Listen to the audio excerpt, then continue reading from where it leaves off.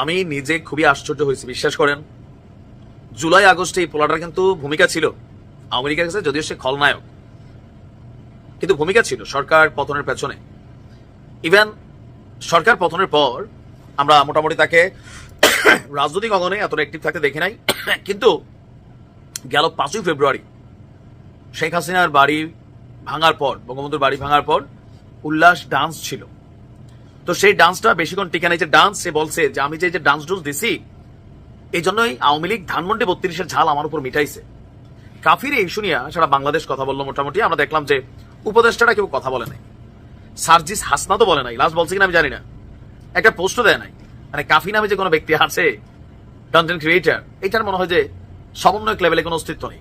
আবার কাফি একটা আলটিমেটাম দিছিল যে 7 দিন দিলাম, 7 দিন এই পোড়া ঘরটা সরে এখানে নতুন ঘর করে দিতে হবে সরকার, আর নয়তো সে যে কি মাল এটা সে দেখাই দিবে। এখন সরকার সম্ভবত দেখতে চায় কাফি কি মাল। এই কথাটা কেন বললাম?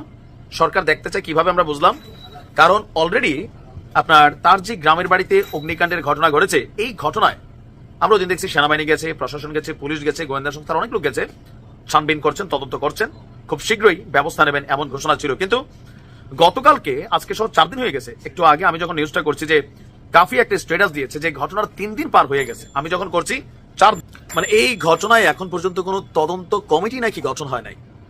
দর্শক, বিশ্ব ভালোবাসা দিবস 14ই ফেব্রুয়ারিতে ফেসবুকে কাফির একটা স্ট্যাটাস আমাদের নজরে পড়ছে। সে লিখছে যে 3 দিন হয়ে গেল আমার বাড়ির ঘর বাইরে থেকে দরজা লাগিয়ে পুড়িয়ে দেওয়া হলো, সবকিছু কয়লা হয়ে পড়ে আছে, এখন পর্যন্ত স্পেশাল ব্রাঞ্চ থেকে স্পেশাল কোনো টিম গঠন করা হলো না। স্পেশাল ব্রাঞ্চ থেকে স্পেশাল টিম কেন? লোকাল থানায় তদন্ত পড়ে আছে। দেখো বাবা, আইন অনেক স্লোলি কাজ করে। তারপর বক্তব্য, অথচ আমি দেশটার জন্য, দেশের মানুষের জন্য কথা বলেছিলাম, যার জন্য স্বৈরাচারের সহায়তাকারীরা আমার ঘর বাড়ি পুড়িয়ে দিয়েছে। এখন তাহলে তার তদন্ত দরকার নাই। কাফি তো নিজেই বলতেছে যে স্বৈরাচারের সহযোগীরা, সহায়তাকারীরা, তার মানে আওয়ামী লীগের যারা দোসর আছে অথবা আওয়ামী লীগের নেতাকর্মীরা, এখন কারা তারা?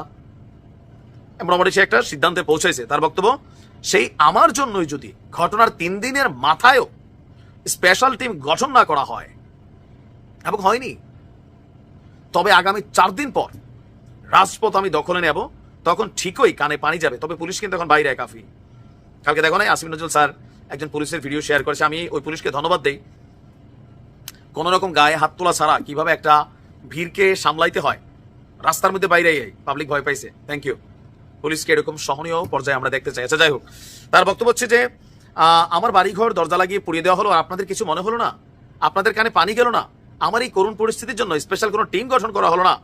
তবে আমার রাজপথ দখলের খারাপ রূপটা শীঘ্রই দেখতে পাবেন। দেখো বাবা, কোন রকম বিশৃঙ্খলা করলে পুলিশ কিন্তু এখন মারেও, সেনাবাহিনীও কিন্তু দৌড়ানি দেয়। কেন বললাম? কারণ কাফি হয়তো মন খারাপ করবে পরিস্থিতি যেদিকে যাচ্ছে।